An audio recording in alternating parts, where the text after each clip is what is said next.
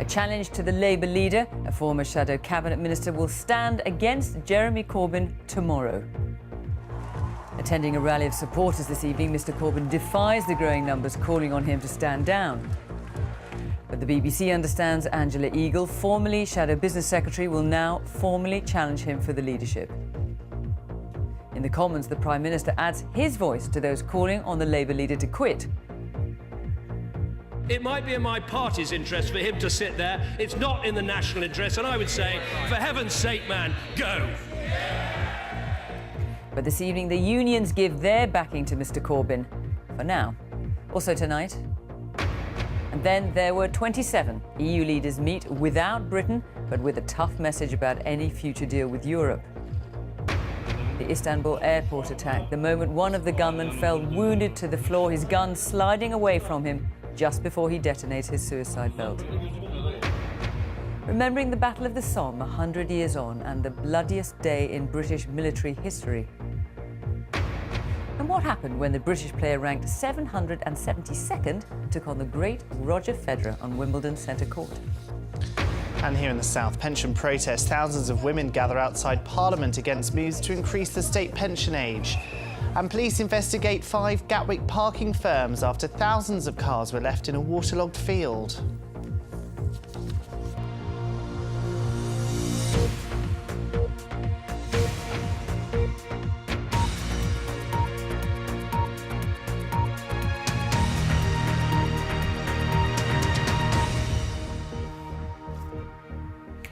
Good evening. After days of pressure, including a vote of no confidence and over 40 shadow cabinet resignations, Labour's Jeremy Corbyn is to face a leadership challenge.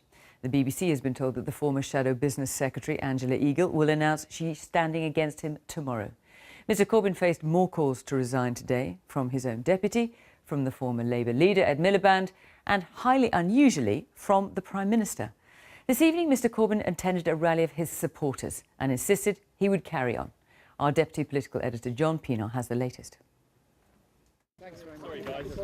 And off to work he goes. This is as calm as it gets for Jeremy Corbyn just now. Pushed about, everyone asking when he'll give up and go. Good morning, everybody. Nice to see you all. But there's nothing good about the Labour leader's day today or any day. It just keeps getting worse.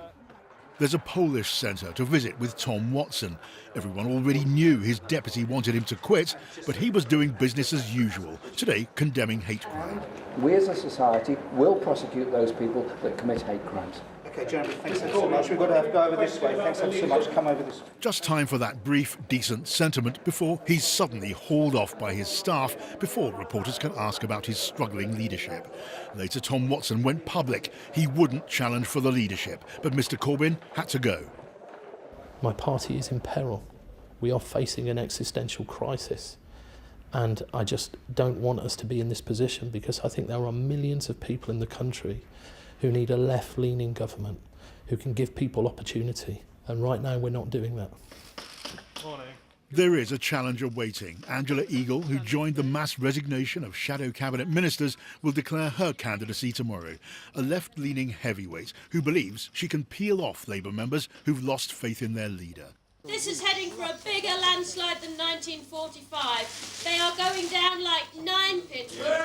Angela Eagle's offering herself as an experienced hand. She was elected in 1992 and one capable of reuniting the party. She served as minister under John Prescott and Gordon Brown, and then in the shadow cabinet until she joined the coup intended to bring down Jeremy Corbyn. She's one of the first women MPs to come out as gay, twin sister to Maria Eagle, who also resigned, and popular, though not with Team Corbyn tonight.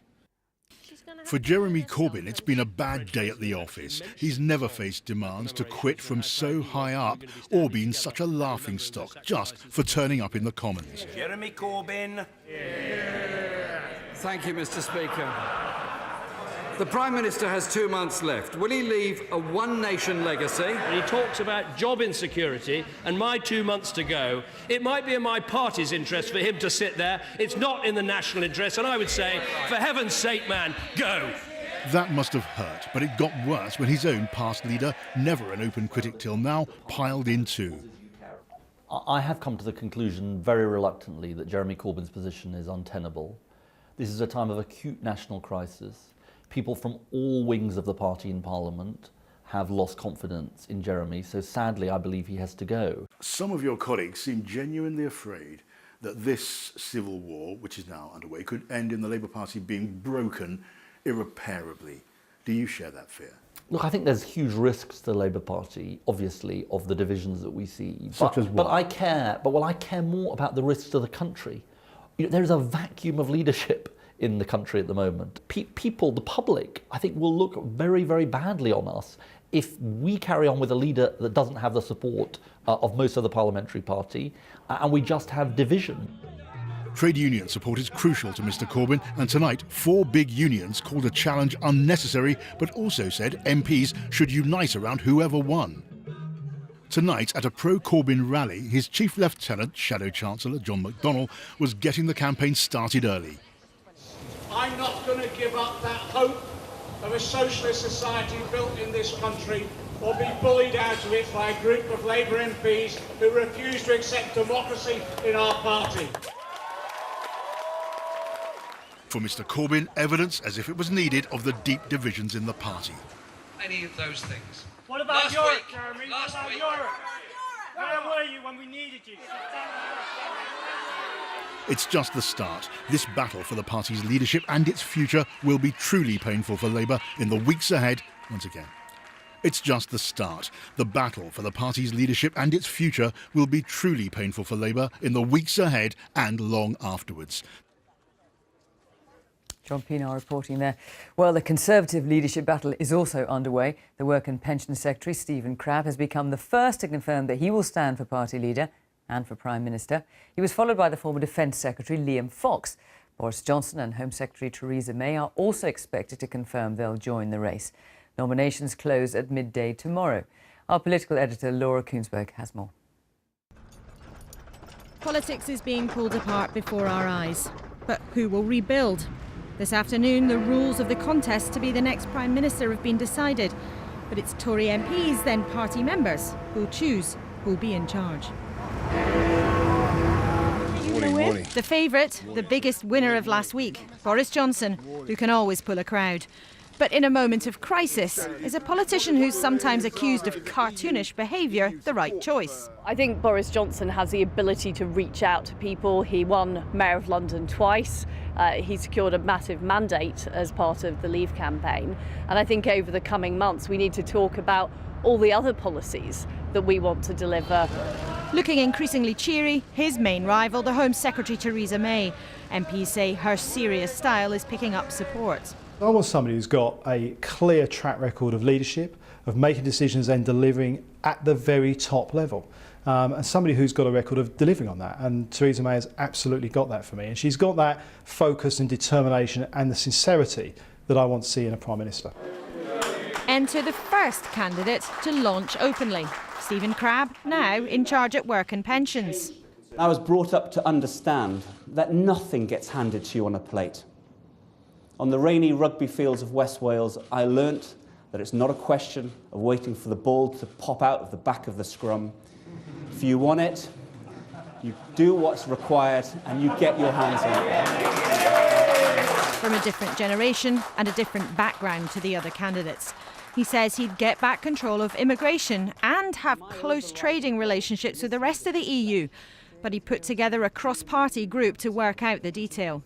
Do you really think that members of the Tory party and then members of the public will be looking to someone who, with respect, has been in the cabinet for 2 years to move into number 10? So there isn't anyone around the cabinet table at the moment who's got the full range of experience to be able to deal with the unique set of problems in front of it. And nobody's got a playbook or a manual with all of the clear instructions that we should be taking. We are in uncharted waters.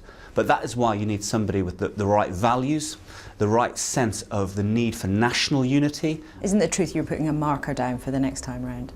I don't necessarily see it that way. Look, when Margaret Thatcher ran to lead the Conservative Party, she'd only been in the cabinet 2 years as Education Secretary. David Cameron had never been in the cabinet. Yes, I'm one of the younger ones around the cabinet table, but that's no bad thing in an age when we're actually having to think about issues of intergenerational fairness, to reconnect with those people, frankly, up and down our country, who look at all of us in Westminster now, and they don't believe a single word that any of us say. Anyone else who wants the most important seat at this table has to confirm their bid tomorrow. But in the end, it will be Tory party members, not the rest of us, to choose who they believe. Laura Kunsberg, BBC News, Westminster. Let's talk to our Deputy Political Editor, John Pienaar, who's at Westminster. John, I can't recall a time when there have been two leadership contests in the two main parties at the same time. Let's talk about the Conservative one first. And an email has surfaced which sheds some light on the situation with Boris Johnson and Michael Gove.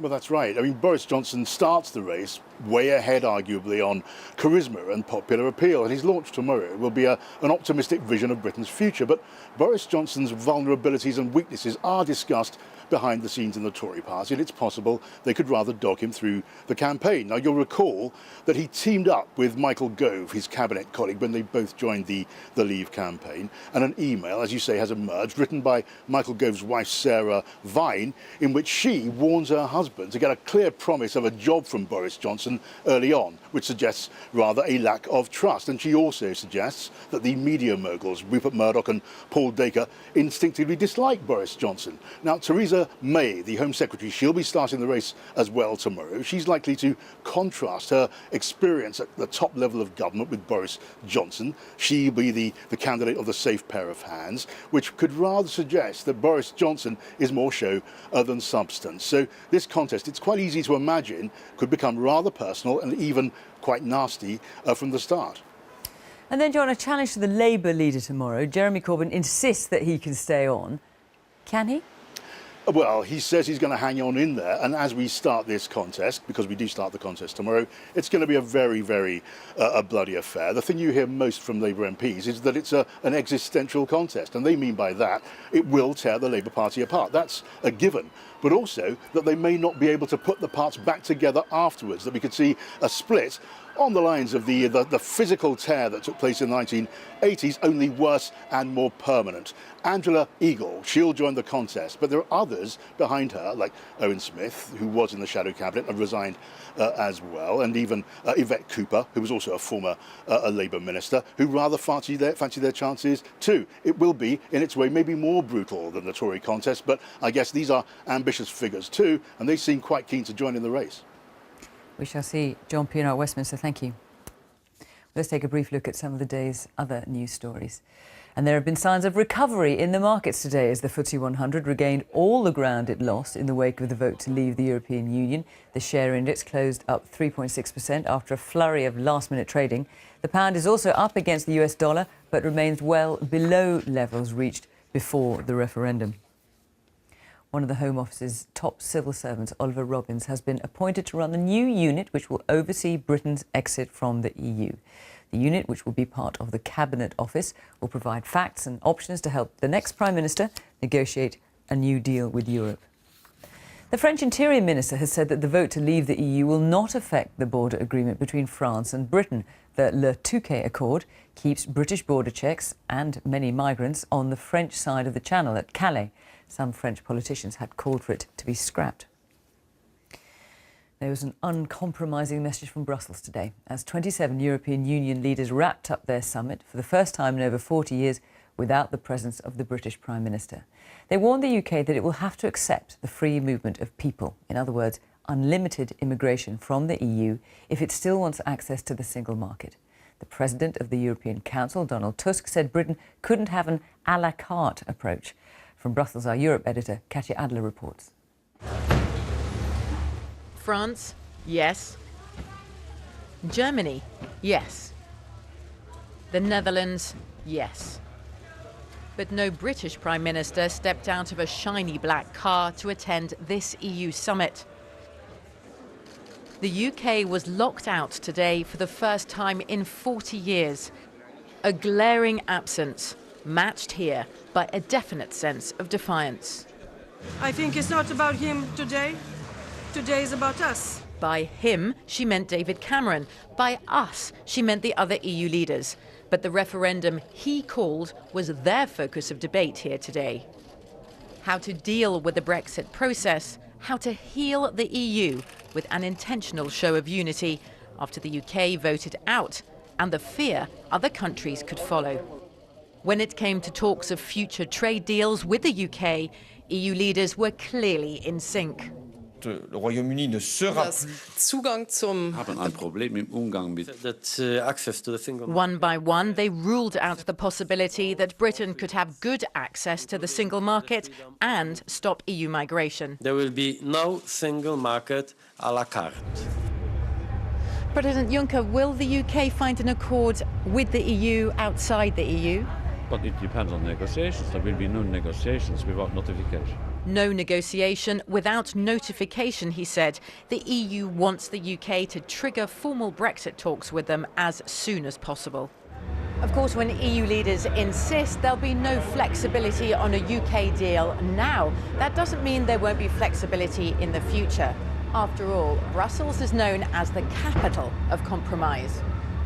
The truth is, no one knows. Not the leaders, not these journalists. No country has ever left the EU before. Plots, plans and rumours fly around, but certain is only this. The UK has voted to leave. The EU is keen to turn the page. Katya Adler, BBC News, Brussels. Scotland's First Minister Nicola Sturgeon's hopes of winning support for her attempt to keep Scotland in the EU have been dealt a blow. The President of the European Commission, Jean-Claude Juncker, said that, and the Prime Minister of Spain both said the EU could only negotiate with the UK government. But after a day of talks with European officials, Ms Sturgeon said doors were open and she'd been met with a very sympathetic response. Our Scotland editor Sarah Smith reports from Brussels. Hi.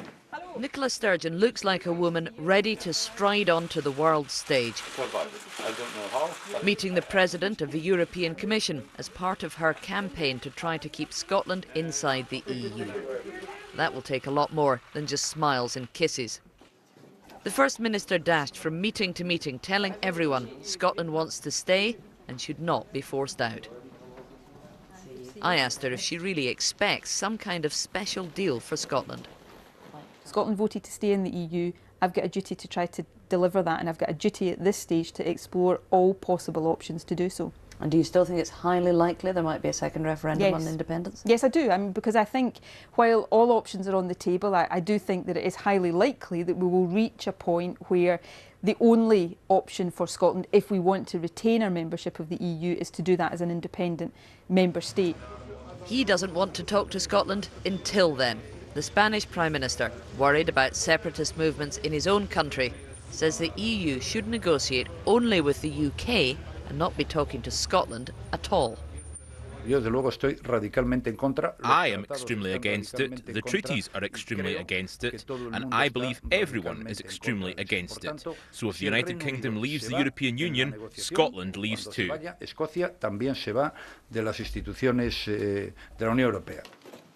Nicola Sturgeon says she was not surprised by that Spanish hostility as she walked and talked her way around the corridors of power.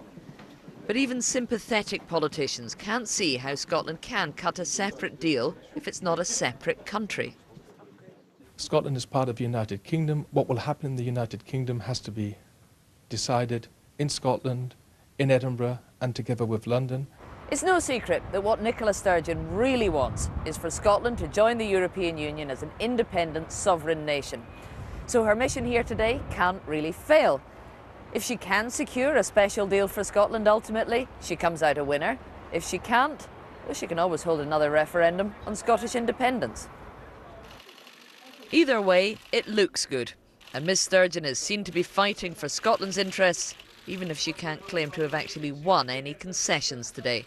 Sarah Smith, BBC News, Brussels. At least 41 people are now known to have been killed in yesterday's gun and bomb attack on Istanbul's international airport. More than 200 others were wounded when 3 suicide bombers opened fire with automatic weapons before blowing themselves up at a security checkpoint at the entrance to the terminal building. Turkish officials say they believe so-called Islamic State was behind the attack, though they've not claimed responsibility. From Istanbul, our Turkey correspondent Mark Lowen reports. Europe's third busiest airport, late evening. Panic. Passengers rush through Istanbul's international terminal. 3 gunmen are on the loose. Suddenly, one blows himself up. Here, an attacker is caught by CCTV, floored by shots from a Turkish policeman. Wounded, he drops his rifle and it slides across the floor. The policeman approaches him, then spots his suicide belt and runs, just before the gunman detonates the device. Dozens were killed, many more wounded, taken to nearby hospitals. A coordinated attack on one of the world's busiest hubs with devastating impact. So as it came out, we really saw the full extent of it. Lawrence Cameron landed on a flight from Latvia as the attack was unfolding. As he walked through the arrivals area, the horror became clear. Walked around the corner into the main terminal, and just a sea of people screaming, running, tripping, police with guns drawn. Started taking a few pictures, but then the police started pushing us back, into the back of the terminal, and it quickly became clear that something nasty had happened. This wasn't a drill, this wasn't a hoax or anything like that. They worked through the night to repair the area, windows shattered, ceilings destroyed by automatic gunfire, and 3 huge blasts. A futile attempt to return to normality. The airport reopened quickly, an attempt to reassure passengers.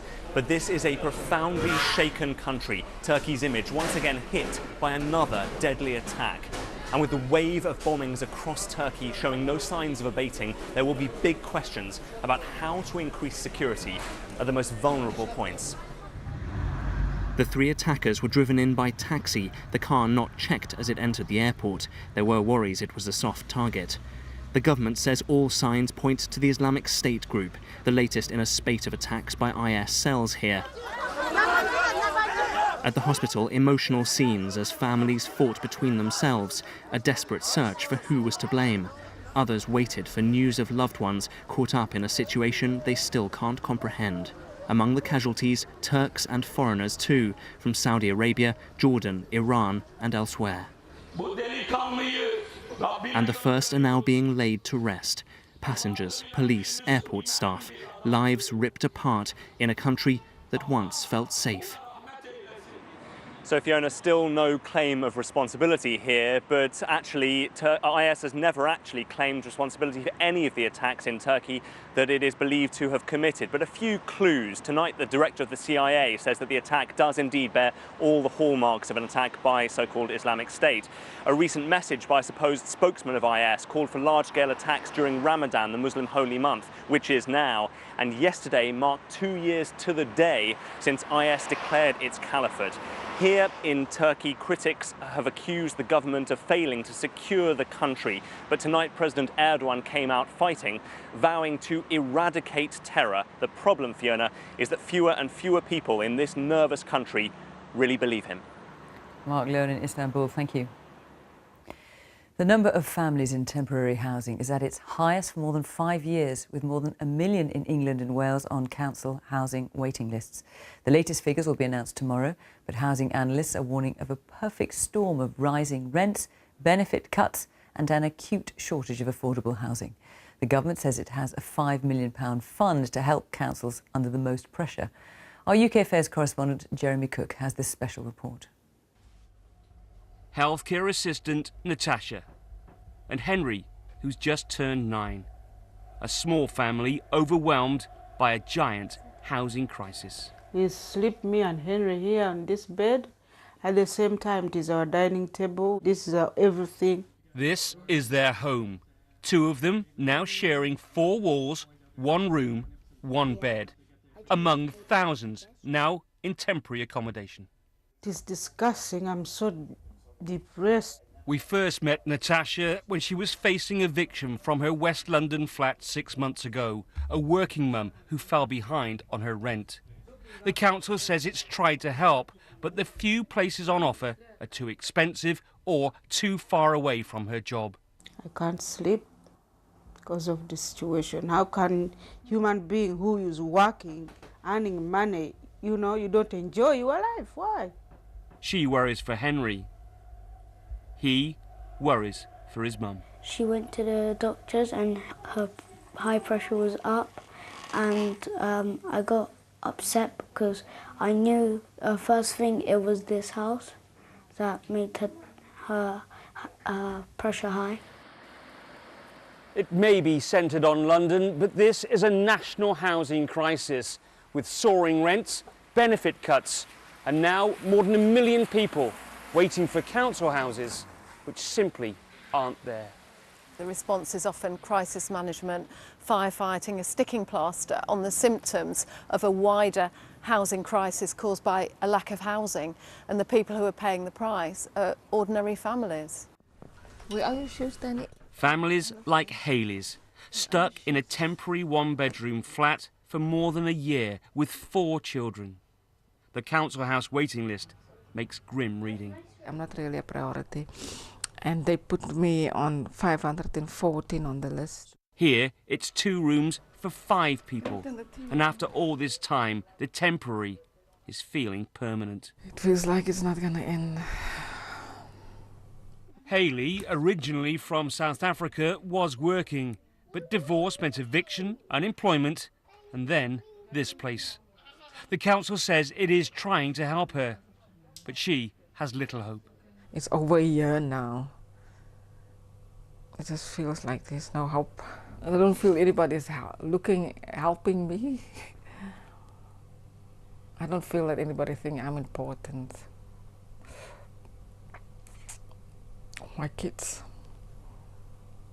It is a crisis which will have a profound impact on many young lives as they grow up with no place to call home.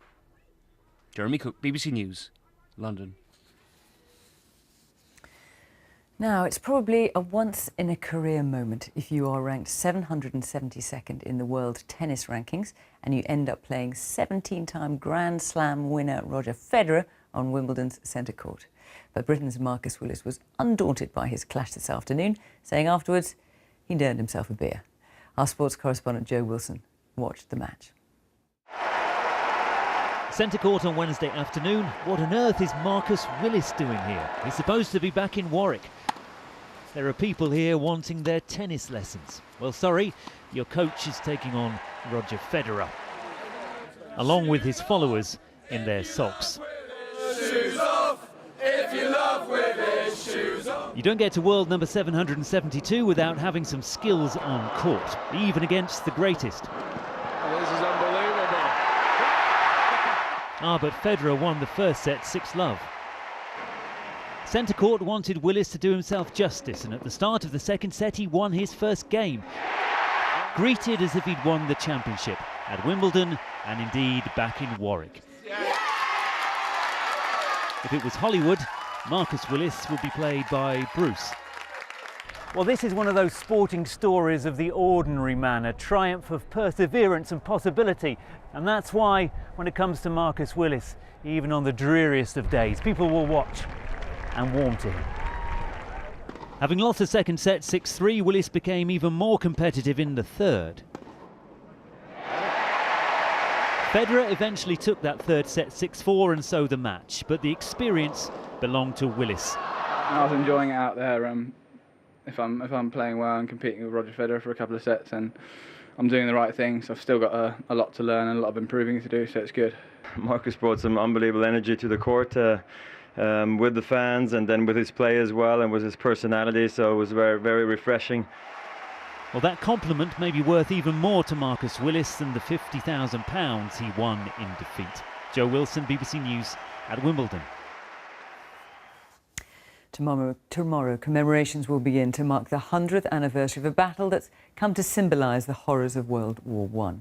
On the first day alone, nearly 20,000 Allied soldiers were killed, the bloodiest battle in British military history. Over the next 5 months, 1 million were killed or wounded on both sides. Our special correspondent Alan Little reports from northern France on the enduring significance of the Battle of the Somme. Before July the 1st, 1916, the Somme was simply a river, lovely in its summer fruitfulness. After that date, it became a metaphor that holds our collective imagination to this day. So great, so sudden, so unexpected was the catastrophe that unfolded here. British commanders believed the attack in these fields would end the war. Their men didn't want to be left out of the last big push for victory. Look into their relaxed, even cheerful faces as they gathered that morning, and you see the last moments of a lost innocence about the nature of modern war and what it would do from now on. When they climbed onto exposed open ground, they thought the German guns had been destroyed by a week-long bombardment. They had no idea what was waiting for them.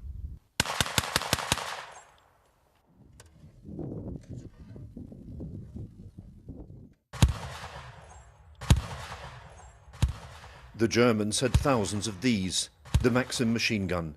Each could fire 500 rounds a minute.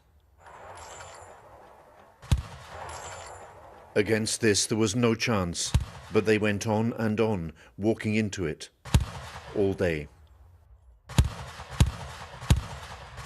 The French would call this gun the lawnmower, the British the devil's paintbrush.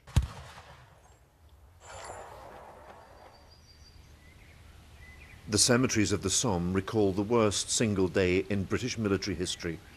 Days later, the wounded were still calling out from no man's land, and it went on for 5 months more. One who died that first day was Lieutenant Evelyn Lintott, footballer, Queen's Park Rangers and England.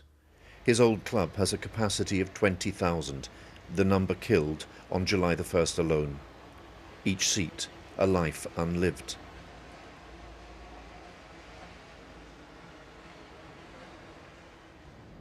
By November 1916, 1 million had been killed or wounded on all sides, enough to fill this stadium 50 times over.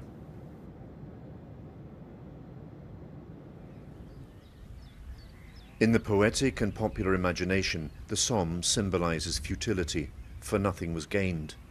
Historians challenge that.